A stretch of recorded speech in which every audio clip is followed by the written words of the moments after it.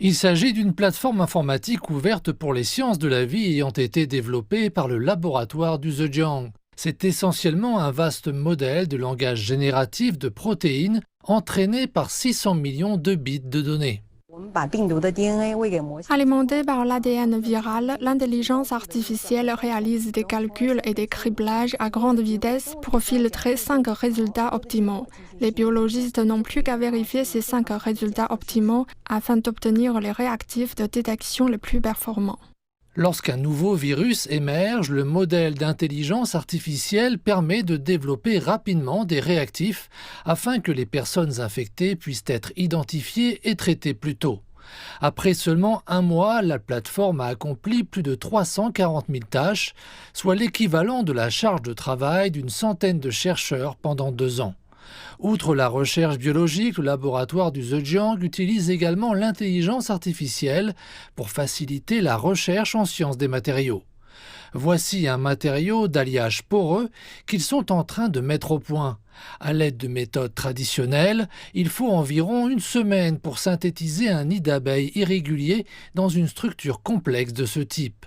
Cependant, l'intelligence artificielle peut désormais en générer 10 en seulement 1 heure. Ces nouveaux métaux sont plus résistants et plus rigides que les métaux ordinaires. De plus, ils peuvent être utilisés pour améliorer l'efficacité énergétique des voitures et réduire les coûts des vols. Le coût par kilogramme du lancement d'un satellite se situe entre plusieurs dizaines et plusieurs centaines de milliers de yuan. Pour un satellite de 100 kg, si sa masse peut être réduite de 20 à 30%, nous pourrons économiser entre 2 et 3 millions de yuan en frais de lancement. L'espace est un autre domaine au sein duquel l'intelligence artificielle peut exceller. Les quantités massives de données collectées dans l'espace peuvent facilement atteindre plusieurs téraoctets. Une quantité telle qu'elle s'avère impossible à être lue au cours de la vie d'un scientifique. Mais grâce à l'intelligence artificielle, les scientifiques peuvent passer au crible un volume colossal de données pour en extraire des informations clés en seulement quelques heures. Grâce à l'intelligence artificielle, nous avons découvert de nouveaux pulsars à longue période.